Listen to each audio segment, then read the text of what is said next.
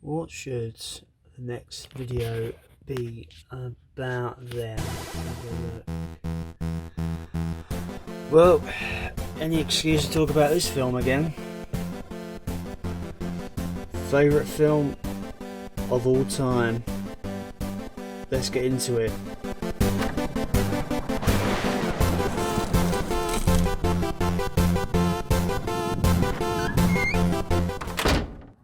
What's going on, everybody? Welcome back to the channel. As you see in the intro, another excuse to talk about my favourite film of all time.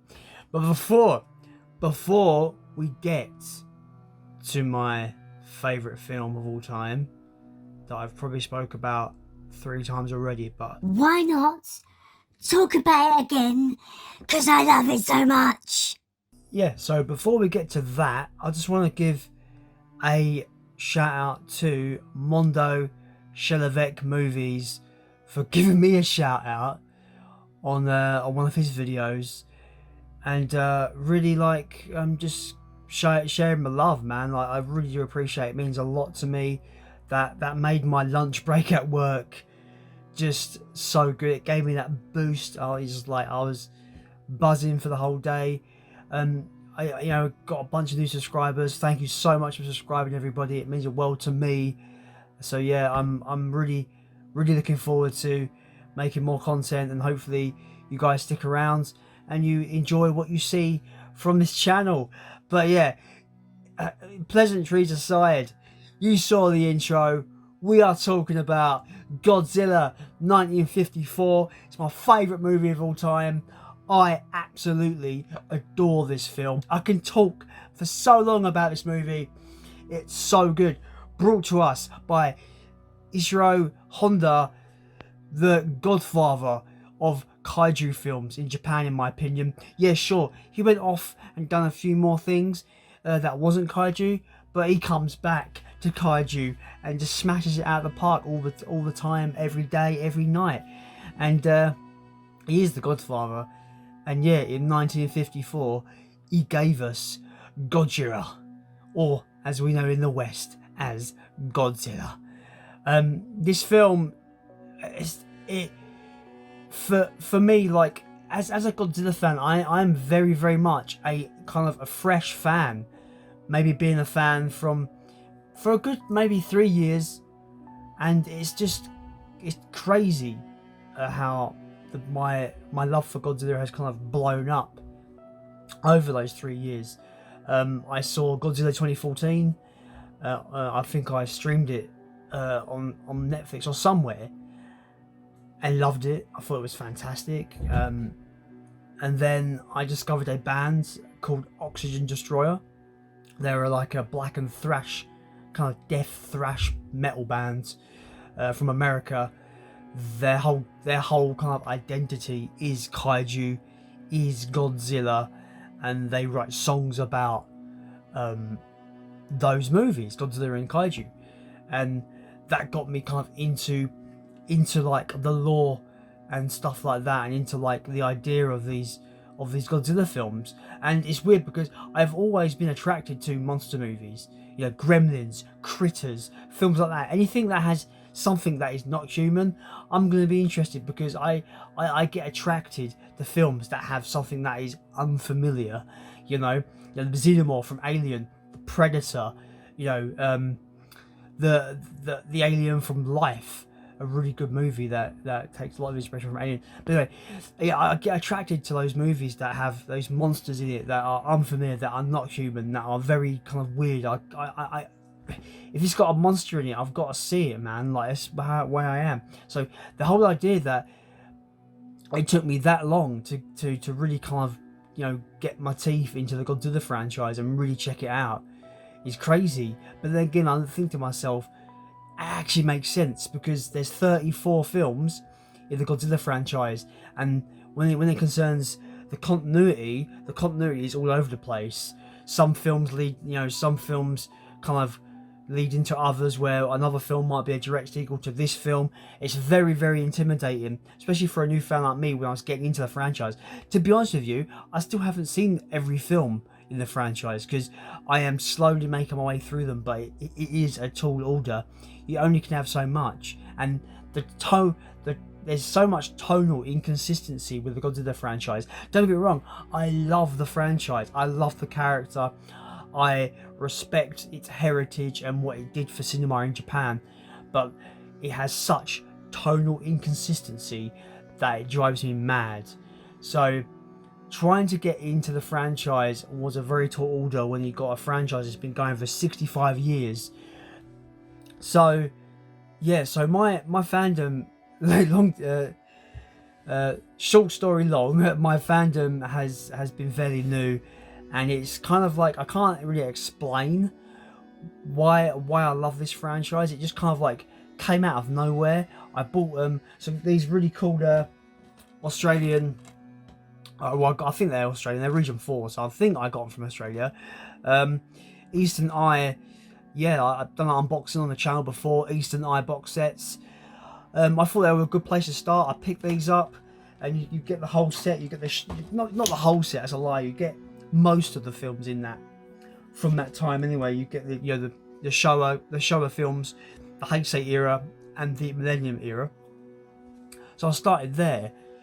So I went from Godzilla 2014 to Godzilla 1954, and I was blown away, being that like a film that, you know, that's older than my parents would instill such a reaction and such a love from me, especially with a film that's in black and white, because I feel you either have fans of films that can sit and watch a black and white film and those that can't, and I always was kind of like, I don't know if it's because for me, I don't know whether it would have immediately dated the movie or not. For some reason, Godzilla 1954, I was engaged from the word go. From you get the footsteps in the opening credits, you get the footsteps, and then you hear his iconic roar. I'm like, strap my seatbelt, man, I'm in. And from that point on, I was just like, I need to see more of this franchise. And yeah, sure, I've taken a long time to actually watch through the franchise, but like I've just absorbed myself in this, you know, completely, and I adore the character. And yeah, Godzilla 1954, it's a masterpiece for Japanese cinema, in my opinion. It did things that I think were ahead of their time. I just want to start with like suitmation is a forgotten art, in my opinion. The fact that you have these men in these suits that act out these scenes of destroying cities. These suits weigh ridiculous amount and are ridiculously hot. These suit actors go through hell, and I have so much respect for suitmation and the art of it, and these people that do it and want to provide that kind of tangible realism of an actual monster going through a town and wrecking shit. The miniature work is outstanding in this movie. Like, there's so much about this film that I love so much. The way they created the iconic roar, where they got a double bass and they got a rubber glove and then rubbed it along the string to make his iconic roar. So good. Like, some of the techniques in this are great. Like, even the framing of shots are breathtaking. Godzilla's, you know, inaugural reveal is mesmerizing. The only kind of criticism I have with this movie is that the puppet doesn't look very good, and it can take you out of the film. But once the suit Godzilla turns up, the main Godzilla in the film, you forget about the puppet, and it is just mesmerizing. And there's one thing about Godzilla that I feel is it's correct, but it's also kind of a kind of like a misinterpretation. Because when I say to people that I'm really big into Godzilla, some people tell me, isn't it for children? And the answer is yes and no, because you've got the Showa era, which is very kind of, I kind of describe it as goofy, as very kid friendly. Then you get the Heisei era, which is more grounded and more realistic and more darker in tone.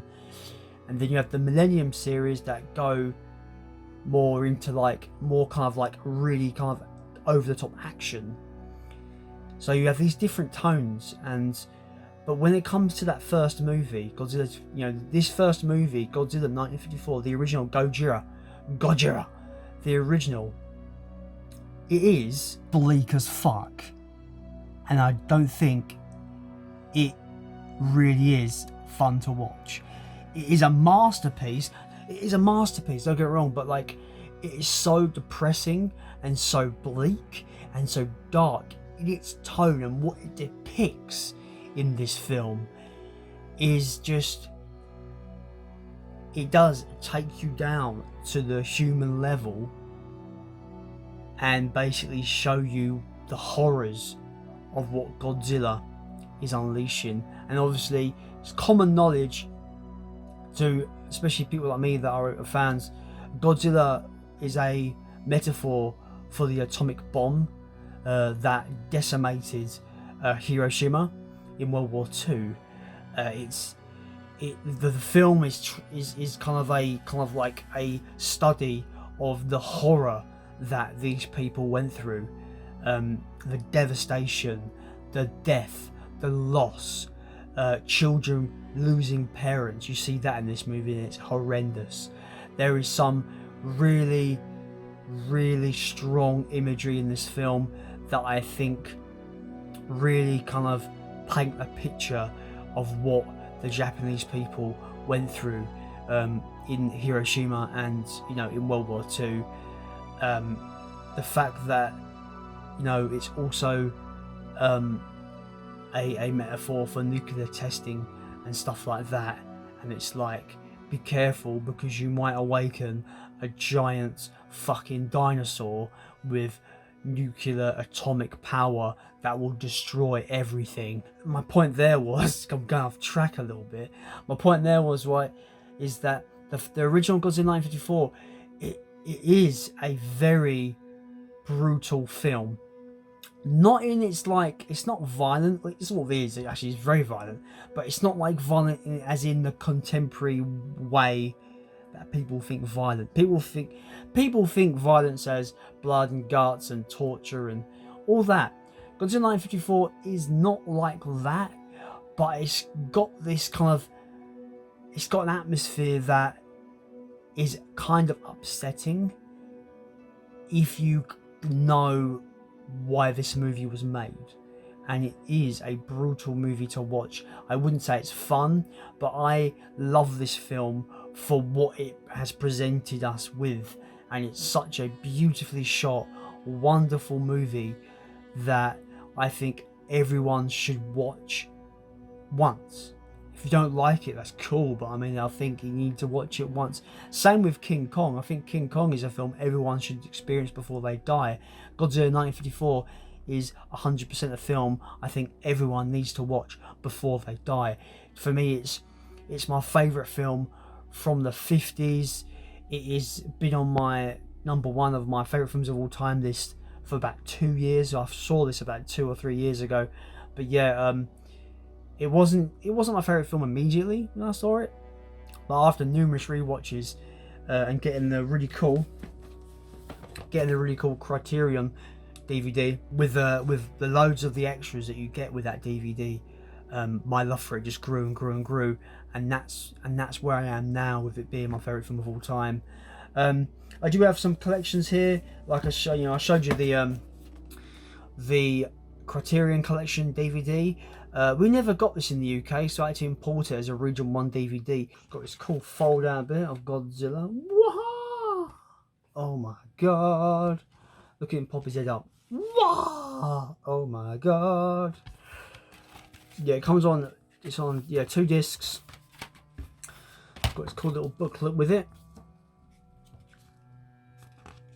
Some just iconic imagery from this film as well. It was eating the train. It's iconic. It's such great. It's just such a film with such stark imagery and just iconic scenes. Yeah, the Criterion DVD is really cool. It's got a fucking ton of a ton of special features, and that it's just really good. It comes with both versions. It comes with the 1956 Godzilla King of the Monsters with Raymond, what's his name? Raymond Burr.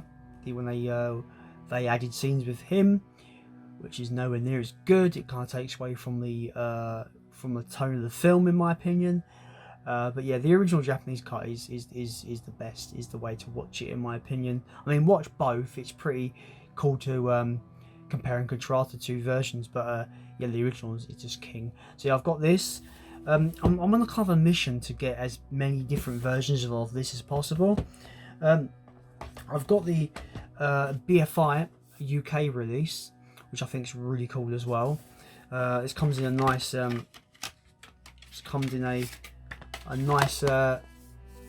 matte box case. My disc is coming loose; it's winding me up.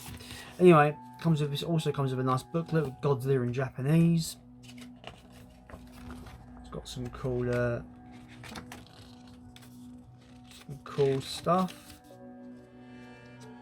Booklet as well. It's quite a nice release. I prefer the Criterion release. And it's got this little leaflet. I don't know what it's for. Oh, special. It's like a special offer. Little leaflet thing. But yeah, it's quite a nice little release. I do think the transfer on the Criterion release is better. But it's an alternate release that I kind of wanted. And this, I got this cool release. Is I forget what fucking it came from. This box set. You can't see it. It's off frame. Damn. But yeah, this is from the Toho Master Collection, I do believe. And I've got the box set over there, but I just thought I'd bring this out. I've been after this version for a long time. I actually was able to get the Toho Masters Collection for a fair price, which I've been after for a long time. This also, I don't know why it does that really creaking noise. It's also, it comes with both versions, the original Japanese cut, and it comes with the Raymond Burr Western King of the Monsters cut. It also comes with this cool booklet about the film, some iconic imagery, as you do with the Godzilla 1954. Yeah, it's pretty cool. Like, yeah, my love for this film is, I think, overstated at this point, completely overstated. But it is great. I do have some cool literature as well that I just have to get. Yeah, some great books as well. Like the Godzilla FAQ. I've also got one of my favorite books, which is Atomic Dreams and the Nuclear Nightmare: The Making of Godzilla 1954. This is a wonderful piece of info all about Godzilla 1954. If you want a really nice compendium, to like a companion for the film, get this. It's a fantastic piece of literature, and it's got tons of information about the film. So I recommend that big time because it's great. So yeah, if you haven't seen Godzilla 1954, I mean, go and watch Godzilla 1954. I really don't want to spoil the film. I will say it's got the main characters are really likable. You got Dr. Serizawa and you got Mimiko. They're both really likable characters. When Godzilla does appear, Mimiko goes to Dr. Serizawa, discovers he has this new weapon that if it gets into the wrong hands, he worries that it might be used for bad. This weapon, he calls it the Oxygen Destroyer, one of the coolest, one of the most badass cinematic weapons of all time. It kind of like just removes oxygen from water and just kills everything. It is wicked. It's not wicked. It's brutal. It is just a nasty piece of, nasty weapon to have.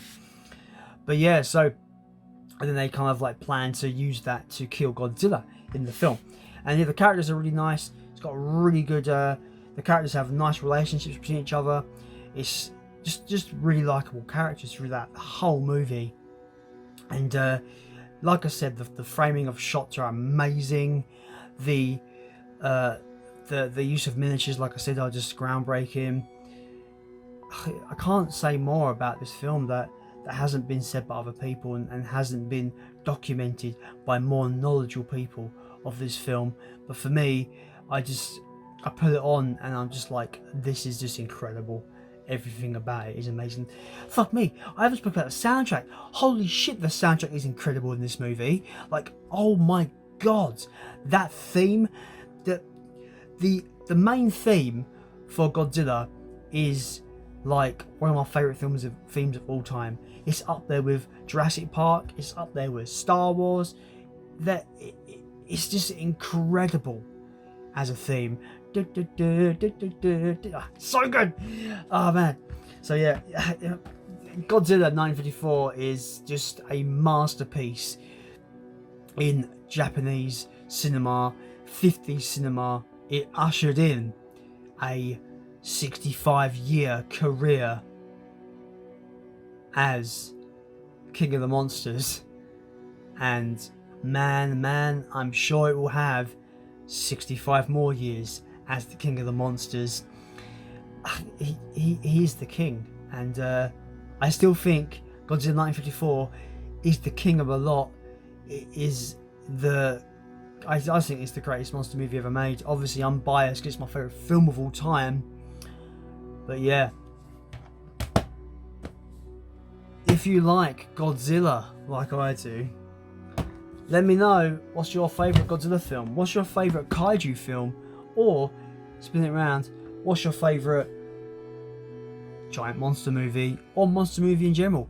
Could be anything. You could say, Jason, I like Gremlins, that's my favourite monster movie. Valid. Gremlins is great. Valid. Whatever your opinions are, let me know down below in the comments. Hit that like button. The best way to support the channel is that like button.